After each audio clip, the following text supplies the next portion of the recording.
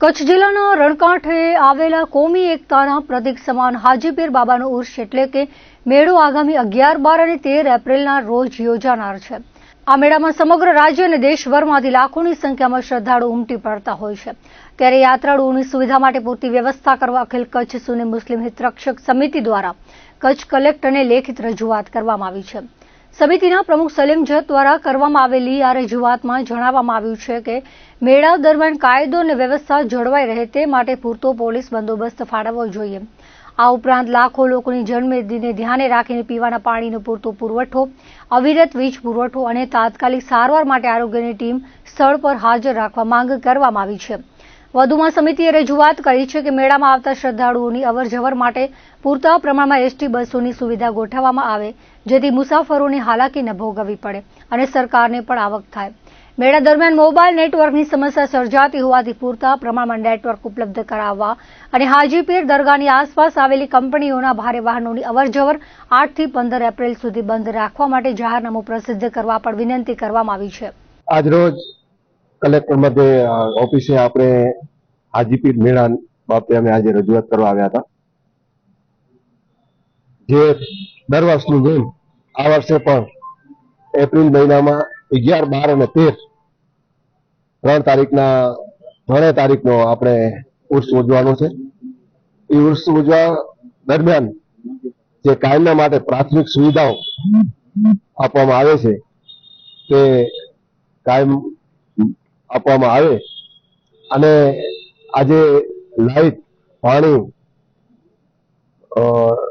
ST એના સિવાયના જે ત્યાં પણ પ્રાથમિક સુવિધાઓ છે એ કાયમના માટે જેમ તંત્ર આપે છે તેમ આ વર્ષે પણ આપે એવી અમે રજૂઆત કરી છે। અને પગપાળા લાખો શ્રદ્ધાળુ આવે છે તેને ક્યાંય પણ તકલીફ ન થાય એના માટે પણ અમે રજૂઆત કરી છે।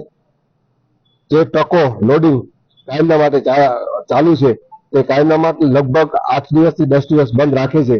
તો આ વર્ષે પણ 8 થી 10 દિવસ લોડિંગ ટ્રકો છે એ બંધ રહે અને પૂરેપૂરો પોલીસ સ્ટાફ ત્યાં બંદોબસ્તી આપે એવી અમે આ કલેક્ટર સાહેબ પાસે રજૂઆત કરી છે। કલેક્ટર દ્વારા એ કાયદામાં જે દર વર્ષની જેમ અમને સપોર્ટ આપે છે તેમ આ વર્ષે પણ પૂરેપૂરો સપોર્ટ આપશે। આજે હાજીપીર દરગાહ સમિતિ, મુસ્લિમ હિતરક્ષક સમિતિ અને લીલોણા જૂથ ગ્રામ પંચાયત તરફથી કલેક્ટરશ્રીને એક પત્રક આપવામાં આવ્યો જેમાં દર વર્ષની જેમ આ વર્ષે પણ હાજીપીરનું ઉર્સ 11, 12 અને 13 એપ્રિલના છે। તો એમાં જરૂરિયાત સુવિધાઓ જેને કે પાણી પુરવઠા, આરોગ્ય કેન્દ્ર છે, પછી લાઇટની વ્યવસ્થા છે અને પોલીસ સ્ટાફ અને સારી રીતે મેળો ઉજવાઈ જાય અને રોડ રસ્તાનું પણ થોડું કામ છે એ પણ સાહેબશ્રીને રજૂઆત કરેલ છે અને સાહેબે સારું આશ્વાસન આપેલ છે અને મેળો સારી રીતે ઉજવાશે એવી રજૂઆત અમે કરી। કચ્છના માધાપર મધ્યે ચાલી રહેલી માનસ મુકુરાષ્ટક રામકથા હવે તેના અંતિમ પડાવ તરફ ગતિ કરી રહી છે। ત્યારે 8મા દિવસની કથાના પ્રવાહમાં પૂજ્ય મોરારી બાપુએ મુકુર એટલે કે અરીસાના પ્રતીક દ્વારા માનવ જીવનની ગૂંચવણો અને તેના ઉકેલ પર ગહન પ્રકાશ પાડ્યો હતો। બાપુએ વક્તવ્યની શરૂઆતમાં જ ભારપૂર્વક જણાવ્યું હતું કે અરીસો ક્યારેય અસત્ય બોલતો નથી, તે જેવું હોય તેવું જ પ્રતિબિંબ ઝીલે છે। પરંતુ જો અરીસો પોતે જ ધૂળ કે ધુમ્મસથી ધૂંધળો થઈ ગયો હોય તો વ્યક્તિને પોતાનું સાચું સ્વરૂપ દેખાતું નથી। આ જ ન્યાયે આપણું મન જો રાગ, દ્વેષ, ઈર્ષ્યા અને અહંકારના પડોરથી ઢંકાયેલું હોય તો આપણને જગતમાં વ્યાપ્ત પરમાત્માના દર્શન થતા નથી। બાપુએ ભક્તિને કેવળ કર્મકાંડ નહીં પણ મનને સાફ કરવાનું એક ચોકસાઈ ભરું વિજ્ઞાન ગણાવ્યું હતું। કચ્છની ધરતી અને અહીંના લોકોની પ્રશંસા કરતા બાપુએ માધાપરના યજમાન પરિવાર અને શ્રોતાઓની ખુમારીને બિરદાવી હતી। તેમણે જણાવ્યું હતું કે કચ્છની ધરા ખંભેરવંતી છે અને અહીંના લોકોમાં જે સાદગી અને સેવા ભાવના છે તે રામકથાના પાયાના મૂલ્યો સાથે એકરૂપ થાય છે। માધાપરના લોકોનું શિસ્તબદ્ધ આયોજન અને કથા પ્રત્યેની તેમની અતૂટ શ્રદ્ધા આ આયોજનને સફળ બનાવી રહી છે। જેનું વ્યક્તિત્વ અરીસા જેવું પારદર્શક હોય એટલે કે જે અંદર હોય તેવું જ બહાર દેખાય તે જ સાચો સાધક છે। કપડ, છળ અને પ્રપંચ મન પર લાગેલા એવા ડાઘ છે જે વ્યક્તિને પરમાત્માથી દૂર કરે છે અને રામકથાનો મુખ્ય હેતુ આ ડાઘ ધોઈને હૃદયને પવિત્ર બનાવવાનો છે।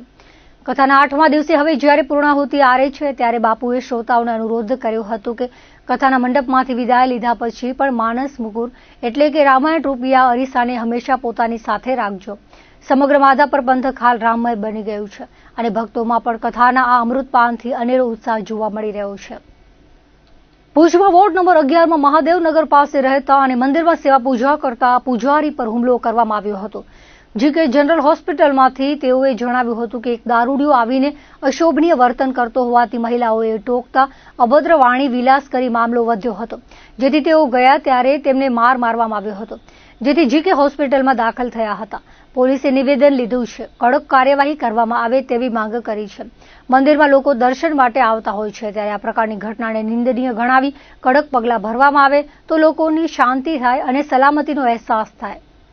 સદગુરુ ભગવાન વાલરામજી પ્રાગટ્ય શતાબ્દી મહોત્સવ અંતર્ગત સત્કર્મોની શૃંખલાની કડી રૂપે કચ્છી ભાનુશાલી મિત્ર મંડળ ટ્રસ્ટ વાપી દ્વારા નવનિર્માણાધીન ઓધવરામ વાલરામની વાડી નામધા વાપી ભગવાન ઓધવરામ ભગવાન વાલરામના આશીર્વાદથી 24મી એપ્રિલે ભૂમિપૂજન થશે. પૂજ્ય હરિદાસજી મહારાજે જણાવ્યું હતું કે વાપીની વાડી બનાવવા માટેની પૂરતી આર્થિક વ્યવસ્થા ભક્તોના દાનથી થઈ ગઈ છે. એટલું જ નહીં, પરંતુ આપણી જૂની વાડી ચાણોદમાં આવેલી તે પણ નવી બનાવવા માટેનું પણ વચન આપી દીધું છે. તેમણે જણાવ્યું હતું કે ભગવાન ઓધવરામ અને વાલરામ પ્રગટ સ્વરૂપે અહીં ફરતા હોવાનું અનુભવી રહ્યો છું. તેમણે ખૂબ જ પ્રસન્ન થઈ અને જણાવ્યું હતું કે વલસાડની વાડીનું કાર્ય ધાર્યા કરતાં પણ ખૂબ જ સારી રીતે પાર પડી ગયું છે અને વાપીનું પણ સંપૂર્ણ દાન જાહેર થઈ ગયું છે. સદગુરુ ભગવાન ઓધવરામ મહારાજ અને સદગુરુ વાલરામ મહારાજની કૃપા મુશળધાર નહીં પરંતુ સાંબેલાધાર રૂપે વરસી રહી હોય તેવું અત્યારના થઈ રહેલા સર્વ આયોજનની સફળતા જોઈ અને તેઓ અનુભવી રહ્યા છે. ઓધવધામ બનાવવાની શરૂઆત 44 વર્ષ પહેલા સદગુરુ ભગવાન વાલરામજી મહારાજે જખૌ પહેલું ઓધવધામ બનાવી કરી હતી. પછી ઓધવ કૃપાનો વરસાદ જામનગર ગયો અને ત્યાં પણ ખૂબ જ કૃપા કરી આગળ વધી અને ઘાટકોપર મુંબઈમાં અને પછી પાછળ વળી અને જોયું જ નથી. પૂજ્ય હરિદાસજી મહારાજે હળવી શૈલીમાં સમજાવતા જણાવ્યું હતું કે જેમ ફટાકડાની લાંબી લૂમ ફોડવવા માટે રસ્તા ઉપર લાંબી પાથરી અને રાખી હોય અને પછી આગ ચાપવામાં આવે તો આખી લાઈન ફૂટવાનું શરૂ થઈ જાય, એવી રીતે શતાબ્દી કાર્યક્રમો આવરણનીય રીતે સળંગ શૃંખલામાં ચાલી રહ્યા છે. ફરી જેમ ફટાકડાની શેર વચ્ચે સિંદરી બોમ્બ રાખે હોય અને વચ્ચે મોટો ધડાકો થાય તેવી જ કૃપા ત્યારે વાપીની નવી નિર્માણાધીન વાડીના પ્રસંગે મોટી કૃપા થઈ છે. ગુરુવારે સાંજે યોજાયેલા કાર્યક્રમની સુશોભનની અને વ્યવસ્થાની ભરપૂર પ્રશંસા કરી હતી. ભગવાન ઓધવરામજી અને ભગવાન વાલરામજીની કૃપા વગર આટલું ઝડપી અને આટલું સરસ આયોજન શક્ય જ નથી. જાણે બંને સદગુરુની ચેતના જાતે આવી અને આ સુશોભન બનાવી ગયા હોય તેવું અનુભવાઈ રહ્યું છે, તેવું હરિદાસજી મહારાજે જણાવ્યું હતું. સારા પ્રસંગોમાં અને સારા કાર્યોમાં દાન આપનાર દાતા આવનારા વર્ષોમાં તૈયારી કરતા પણ અનેક ગણી પ્રગતિ કરશે અને વધારે દાન કરશે એવા તેમણે આશીર્વાદ આપ્યા હતા. આ પ્રસંગે ઓધવ પ્રેમીજનો તથા ઓધવ ધામોના સથવારે મહાસત્સંગ, મહારાસ અને મહાપ્રસાદ પણ યોજાયો હતો. માંડવી તાલુકાના પવિત્ર યાત્રાધામ મોટી ભાળી ખાતે આવેલ ઓધવધામ સનાતન તીર્થમાં રામનવમીના પર્વ નિમિત્તે મહોત્સવ યોજાયો હતો. મર્યાદા પુરુષોત્તમ ભગવાન શ્રીરામ તેમજ ભગવાન ઓધવરામજીનો જન્મોત્સવ અત્યંત હર્ષોલ્લાસ અને ભક્તિભાવપૂર્વક ઉજવવામાં આવ્યો હતો. મોટી ભાળી ભાનુશાલી મહાજન યુવક મંડળ અને સમગ્ર કંઠીપટ મહાજનના સંયુક્ત ઉપક્રમે આ મહોત્સવ યોજાયો હતો, જેમાં આસ્થાનો ઘોડાપૂર ઉમટ્યો હતો. કાર્યક્રમની શરૂઆત વહેલી સવારે શ્રદ્ધાપૂર્વક ધ્વજારોહણ વિધિથી કરવામાં આવી હતી. ત્યારબાદ વાલરામ ચાલીસાના સમૂહપાઠ દ્વારા સમગ્ર વાતાવરણ ભક્તિમય બની ગયું હતું. બપોરે મંત્રોપચાર અને જયઘોષ સાથે ભગવાનનો જન્મોત્સવ મનાવવામાં આવ્યો હતો, જેમાં ઉપસ્થિત મેદનીએ ભાવ વિભોર થઈને મહાઆરતીનો લાભ લીધો હતો. આ ધાર્મિક મહોત્સવમાં સહભાગી થવા માટે માત્ર મોટી ભાળી જ નહીં પરંતુ સમગ્ર કંઠીપટ વિસ્તાર, કચ્છના વિવિધ ગામો અને છેક મુંબઈથી પણ મોટી સંખ્યામાં ઓધવ પ્રેમીઓ અને શ્રદ્ધાળુઓ ઉમટી પડ્યા હતા. જન્મોત્સવ બાદ વિશાળ ઓધવ મહાપ્રસાદનું આયોજન કરવામાં આવ્યું હતું. આ પ્રસંગે ગામના અગ્રણીઓ અને સમાજ શ્રેષ્ઠીઓની વિશેષ ઉપસ્થિતિ રહી હતી, જેમાં પ્રમુખ ગોપાલ મંગે, ઉપપ્રમુખ ભાઈલાલ ગજરા, નિલેશ ગજરા, મહેશ મંગે, ગૌતમ અમલ, હરિદાસ અમલ તેમજ મુંબઈથી ખાસ પધારેલા લીલાધર સહિતના મહાનુભાવોએ વ્યવસ્થા સંભાળી હતી અને ઉત્સવને સફળ બનાવ્યો હતો. અંજારમાં રામ જન્મોત્સવ નિમિત્તે શ્રદ્ધા અને ઉમંગનો અનોખો માહોલ જોવા મળ્યો હતો. જે રામ ઘનશ્યામ જન્મોત્સવ ટ્રસ્ટ દ્વારા આયોજિત ગુજરાતની બીજા નંબરની સૌથી મોટી ગણાતી 42મી ભવ્ય રથયાત્રા શહેરના મુખ્ય માર્ગો પર ફરી હતી. શોભાયાત્રામાં 15થી વધુ સ્થાયી ફ્લોટ અને 70 જેટલી ચલ કૃતિઓનો સમાવેશ થયો હતો, જેમાંથી 46 જેટલી શ્રેષ્ઠ કૃતિઓ વચ્ચે રસાકસી ભરી સ્પર્ધા પણ યોજાઈ હતી. સમગ્ર રૂટ દરમિયાન ભક્તોની સુવિધા માટે 50થી વધુ સેવાકીય સ્ટોલ ઊભા કરવામાં આવ્યા હતા. તંત્ર દ્વારા ફાયર સેફટી અને આરોગ્ય સુવિધાઓની પણ પૂરતી તકેદારી રાખવામાં આવી હતી. સમગ્ર અંજાર શહેર અને આસપાસનો ગ્રામ્ય પંથક રામ ભક્તિના રંગે રંગાયો હતો. ભગવાન શ્રી રામના પ્રાગટ્ય પર્વને વધાવવા વહેલી સવારથી જ અતિ પ્રાચીન રઘુનાથજી મંદિર, રામસખી મંદિર અને સ્વામિનારાયણ મંદિરમાં દર્શનાર્થીઓની લાંબી કતારો જોવા મળી હતી. આ તમામ ધર્મસ્થાનોમાં વિશેષ પૂજા આરતી સહિતના વિવિધ ધાર્મિક અનુષ્ઠાનો સંપન્ન થયા હતા. આ વર્ષની રથયાત્રાનું મુખ્ય આકર્ષણ અયોધ્યા રામ મંદિરની થીમ પર તૈયાર કરાયેલા પ્રભુના મનોહર વાઘા હતા, જે શ્રદ્ધાળુઓ માટે આકર્ષણનું કેન્દ્ર બન્યા હતા. બપોરના સમયે સ્વામિનારાયણ મંદિરના ડોમ ખાતે એક વિશાળ ધર્મસભાનું આયોજન કરવામાં આવ્યું હતું. આ સભામાં સંતો મહંતો આગેવાનોએ ઉદબોધન આપ્યું હતું. તેમણે હિન્દુ સમાજના સંગઠન, જાગૃતિ અને એકતા પર ભાર મૂક્યો હતો. સવાસર નાકા પાસે છેલ્લા 17 વર્ષથી સેવા આપતા જય જોગણી ગ્રુપના કેમ્પનું ઉદ્ઘાટન કરવામાં આવ્યું હતું. આ ભગીરથ આયોજનને સફળ બનાવવા માટે અને ટ્રાફિક વ્યવસ્થા જાળવવા માટે 1100થી વધુ સ્વયંસેવકોએ ખડે પગે સેવા આપી હતી. ભગવાન રામચંદ્રના પ્રાગટ્ય દિન રામનવમીની નખત્રાણા ખાતે ભવ્ય ઉજવણી કરાઈ હતી. સ્થાનિક હિન્દુ યુવા સંગઠન દ્વારા સાંજે સરદાર પટેલ ગ્રાઉન્ડ બીરુ નાકાથી વિશાળ શોભાયાત્રા નીકળી હતી. ધારાસભ્ય સહિતના આગેવાનો, સંતો મહંતો દ્વારા પ્રસ્થાન કરાવાયું હતું. ભગવા ઝંડાથી અને જય જય શ્રી રામના નાદથી વિશાળ શોભાયાત્રામાં તાલુકા ભાજપના આગેવાનો, ગ્રામજનો, હિન્દુ યુવા સંગઠનની ટીમ, બજરંગ દળ, વિશ્વ હિન્દુ પરિષદ નખત્રાણાના આગેવાનો, યુવાનો તથા બહેનો જોડાઈ હતી. રામ દરબારની વેશભૂષાનું આયોજન કરાયું હતું. બપોર પછી સમસ્ત સનાતન સમાજના ધંધાર્થીઓ ધંધો રોજગાર બંધ રાખી રામનવમી ઉત્સવમાં જોડાયા હતા. સંતોએ કહ્યું હતું કે સંગઠન શક્તિ જરૂરી છે. રામ નામનું સદાય સ્મરણ કરવા શીખ આપી હતી. પ્રભુ શ્રી રામનું નામ જળમાં ચેતન પૂરી શકવાની તાકાત ધરાવે છે. મનની જળતા દૂર કરવા રામ નામ પરમ હિતકારી છે તેવું સ્મરણ સૃષ્ટિના હિત માટે કરવામાં આવે ત્યારે તે મુજબ ચમત્કાર દાખવે છે.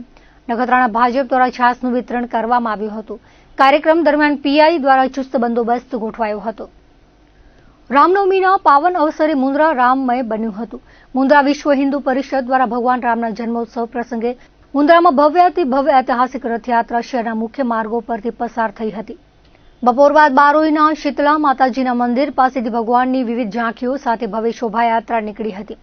મુખ્ય વીએચપીના પ્રમુખ નરેન્દ્રસિંહ ઝાલાએ રામનવમી પ્રસંગે સર્વેને હાર્દિક શુભેચ્છાઓ પાઠવી હતી.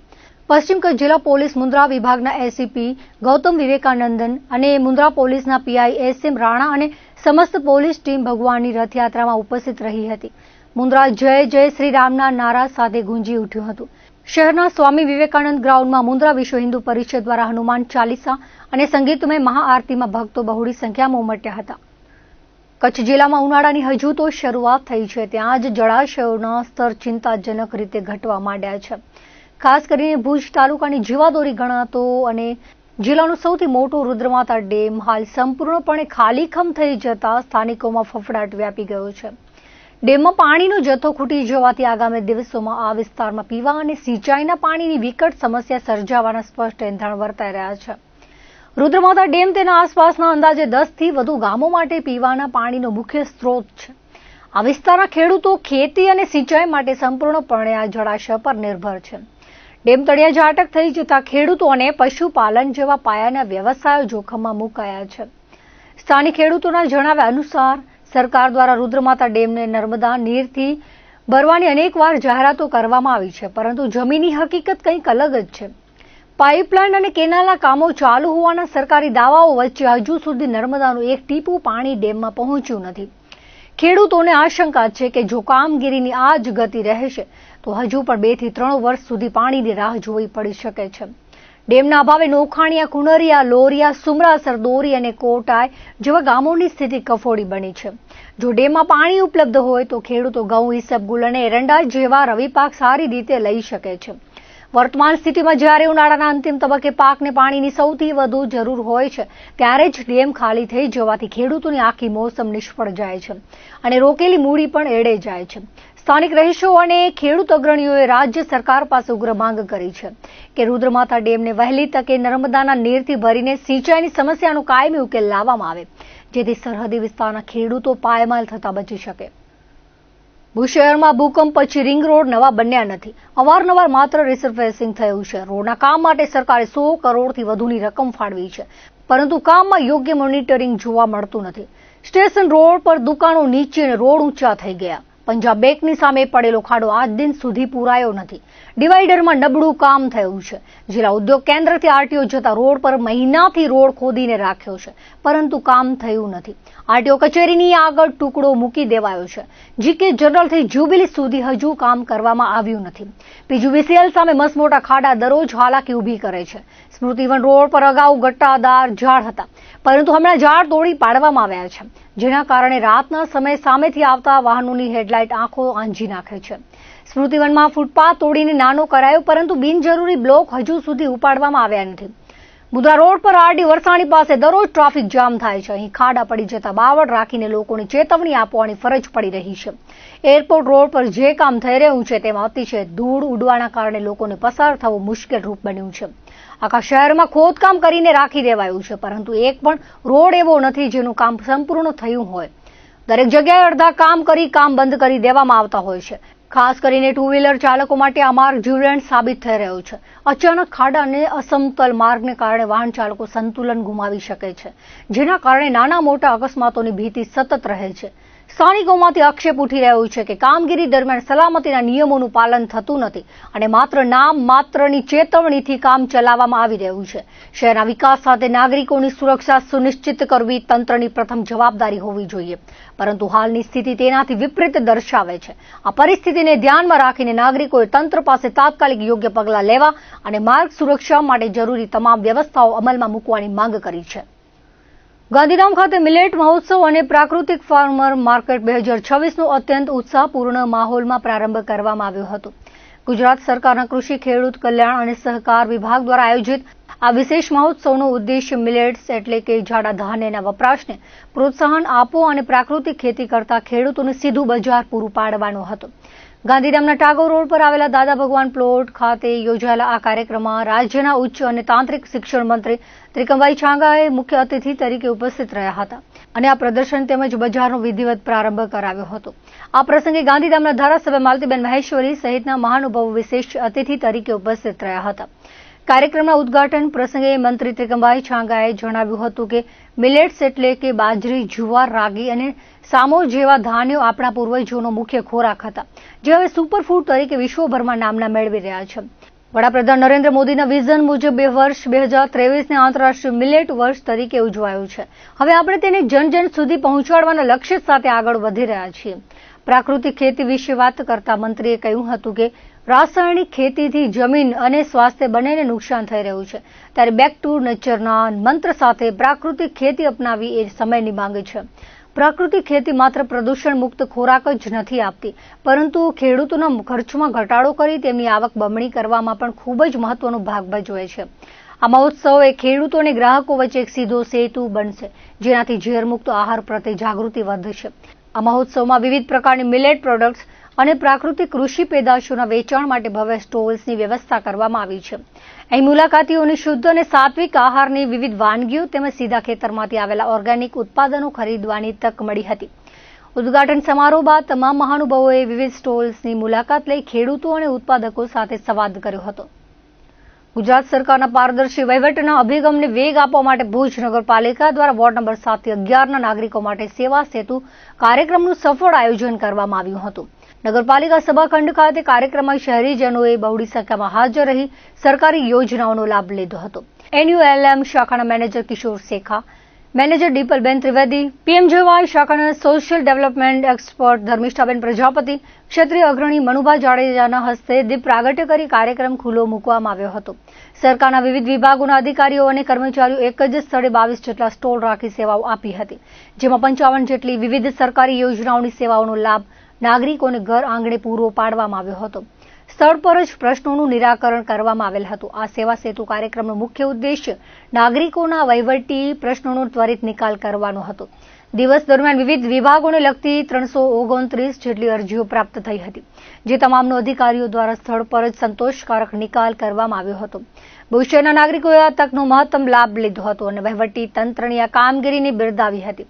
મુખ્ય અધિકારીના સૂચન મુજબ નગરપાલિકાની ટીમ દ્વારા સુવ્યવસ્થા કરવામાં આવી હતી. ગુજરાત સરકારશ્રીના આદેશ અન્વયે સમગ્ર રાજ્યમાં જ્યારે સેવા સેતુનું અમલીકરણ થઈ રહ્યું છે, ત્યારે ભુજ નગરપાલિકા દ્વારા વોર્ડ નંબર 7 થી 11ના નાગરિકો માટે આજે ટાઉન હોલ ભુજ ખાતે સવારના 9 થી બપોરના 2 વાગ્યા સુધી સેવા સેતુ કાર્યક્રમનું આયોજન આજે કરવામાં આવ્યું છે.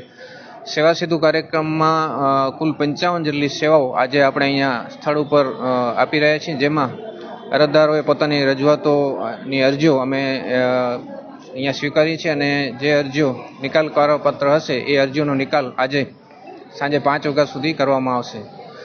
આજના સેવા સેતુ કાર્યક્રમમાં ટોટલ 55 અરજીઓનો નિકાલ કરવા માટે કુલ 22 જેટલી કચેરીઓ અહીંયા હાજર રહી છે.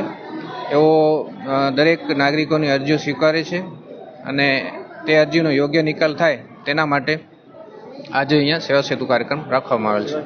સેવા સેતુ કાર્યક્રમનું મહત્વ એ છે કે જે લોકો અલગ અલગ કચેરીઓમાં જવું પડતું હતું અરજદારોને, તેની જગ્યાએ આજે એક જ સ્થળે 55 જેટલી સેવાઓ એક જ સ્થળે મળી રહેશે અને આજના દિવસમાં યોગ્ય અરજીઓનો નિકાલ કરી શકાય. એ એનું ખૂબ જ મહત્વનું પાસું છે.